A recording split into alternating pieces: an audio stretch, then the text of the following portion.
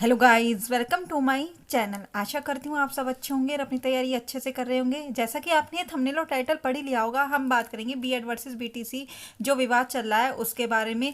क्या बीएड की जीत होगी, कितने परसेंट चांस लग रहे हैं। जैसा आपको पता है, बिहार में बिल्कुल पूरी जियो जान लगाई जा रही है कि कहीं से भी बीएड शामिल हो जाए। जो बीएड छात्र हैं बिहार की शिक्षक भर्ती में, जो वहाँ की सरकार है वो चाहती है कि बिहार बीएड छात्रों को बिहार की शिक्षक भर्ती में मौका दिया जाए। तो उन्होंने, जैसा आपको पता है, अपनी तरफ से एक एसएलपी दायर की है जो सुप्रीम कोर्ट में, वो 320 पेज की एसएलपी है, लेकिन और उसमें 16 पेजेस हैं जिसमें उन्होंने सारे मुद्दे, अपने जो पॉइंट्स हैं उनको डिफाइन किए हैं। तो उसमें यहाँ पर एक एक स्टेप बाय स्टेप हम पॉइंट्स नहीं दिखा सकते, बहुत लंबी वीडियो हो जाएगी, आप देखोगे नहीं। लेकिन जो उसमें मेन पॉइंट है मैं आपको वो दिखाऊंगी कि सरकार का क्या पॉइंट है, वो क्या स्पष्ट किया है कि क्यों वो चाहती है कि बीएड को मौका दिया जाए और कितने परसेंट चांस है कि अगर ये पॉइंट स्पष्ट हो गया कि हाँ ये पॉइंट बिल्कुल सही है तो बीएड पीआरटी में फिर से शामिल होगी।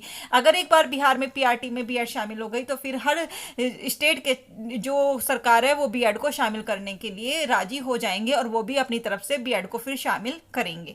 जैसा कि मैं आपको दिखाती हूँ, ये बिहार की तरफ से एक इंपॉर्टेंट पॉइंट है जो दिया गया है। Because the state of Bihar has already approach the central government seeking relaxation under section 23 of the right to education act 2009 for a period 5 years as the state does not have adequate applicant possessing DLED qualifications for competing in this requirement process।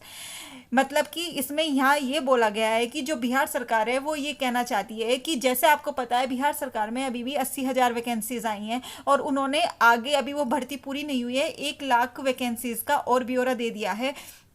तो वो ये कहना चाहती है कि हमारी जो भर्तियां निकलती हैं उसकी संख्या तो ज़्यादा है, जो उनकी नंबर है वो ज़्यादा है, लेकिन जो डीएलएड छात्र हैं, जो डीएलएड करते हैं, उनकी नंबर ऑफ संख्या जो है वैकेंसी से बहुत कम है। इसलिए हम चाहते हैं बीएड छात्रों को भी मौका दिया जाए, जो राइट ऑफ एजुकेशन सेक्शन 23(2) के तहत उन्होंने बोला है। और अगर ये वाला राइट उनका क्लियर हो जाता है कि हाँ बीएड को इसके द्वारा मौका दिया जा सकता है, क्योंकि जब सीट्स खाली जाएंगे तो इससे अच्छा तो बीएड छात्र भी, तो बीएड तो उससे अपर होता है, अपर लेवल है। 6 महीने का ब्रिज कोर्स के लिए तो मांग की है, क्योंकि प्राइमरी में बच्चों को कैसे हैंडल करते हैं ब्रिज कोर्स में सिखाया जाता है और बीएड में बड़े क्लासेस को पढ़ाया जाता है। तो इस वजह से कि जब बीएड तो अपर है और बीएड को मौका देना चाहिए, इसलिए वो सरकार मांग कर रही है कि जो डीएलएड के स्टूडेंट्स हैं वो नंबर ऑफ जो संख्या है वो बहुत कम है, इसलिए वो चाहती हैं कि बीएड छात्रों को उसमें शामिल किया जाए।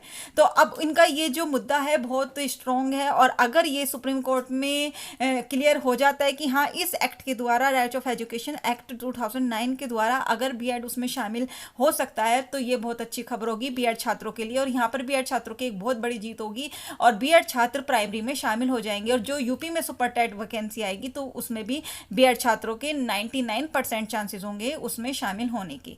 जैसा आपको पता है 5 साल से यूपी में कोई वैकेंसीज नहीं आई है और डीएलएड छात्र भी अपनी तरफ से पूरा धरना प्रदर्शन कर रहे हैं, बीएड छात्र बीएड में शामिल करने के लिए कर रहे हैं। लेकिन अगर ऐसे ही आप एकजुट होकर अगर धरना नहीं करेंगे वैकेंसी के लिए, तो जो ये इलेक्शन है वो भी निकल जाएंगे और आपकी वैकेंसी फिर 5 साल के लिए चली जाएगी।